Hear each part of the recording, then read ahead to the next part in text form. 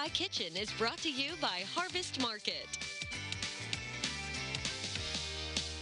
Well, it's finally May, which means it's time to celebrate Cinco de Mayo. And joining me in our CI Kitchen with the cheese, it's our guest chef, Anita Dukeman. So, Cinco de Mayo tomorrow. Everybody's gearing up for one of the hottest holidays here in Central Illinois. I know. I celebrate all May and then some.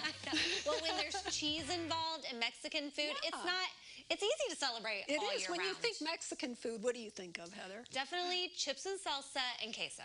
Chips, salsa, queso. I think of mariachi music. Ooh, I thought you were going to say margaritas. Margaritas, everything that starts with them, right? Yes. Or flavors, color. I mean, just think about everything, the sauces, and of course, the cheese. Yes, and you have a plate full of lots of different types of cheese. I did. And one kind of just looks like a blob, and I'm not really sure which one that is. That's Oaxaca.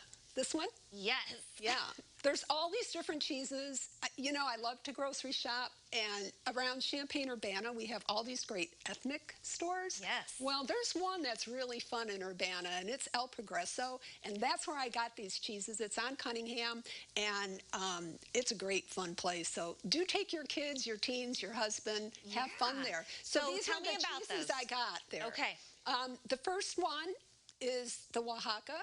It's queso Oaxaca. So it's kind of creamy. They use it to put in quesadillas. So it melts, but it doesn't just fall apart melt, if that makes sense. Is it the cheese they use when making cheese dip, like queso dip at the restaurant?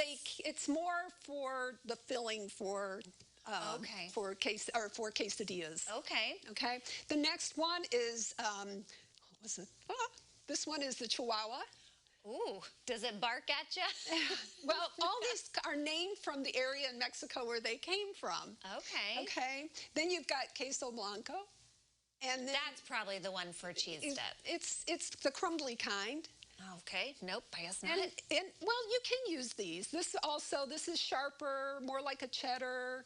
And then the other one is the cojita. Which it almost looks like Parmesan. It is. It's a Mexican Parmesan. Okay. Okay. And we are making a dish featuring cheese today. We are, but we're skipping all these. We're going with what mainstream, what we can find. So in my classes, the kids, the teens, the adults absolutely love this dip. So it comes from a restaurant in East Lansing, Michigan, dates back to my college days. It's still there. And this is a famous, famous cheese dip. How'd you get the recipe? The internet. Oh, I was like, Anita has connections. From some chef, I'm sure, who had worked there 40 years ago. But anyway, so I'm using a Monterey Jack cheese. Okay. So that's our cheese of choice. And I've got this mixture of cottage cheese and sour cream. So we're not talking low fat. Cottage cheese is kind of making me a little nervous. Yeah, I know. Me too. So what I am doing is I'm going to combine that cheese, and then we've got some onion. Now those are just the scallion parts. Yes, scallions. Yes, okay. And I have our jalapeno, our garlic, Worcestershire.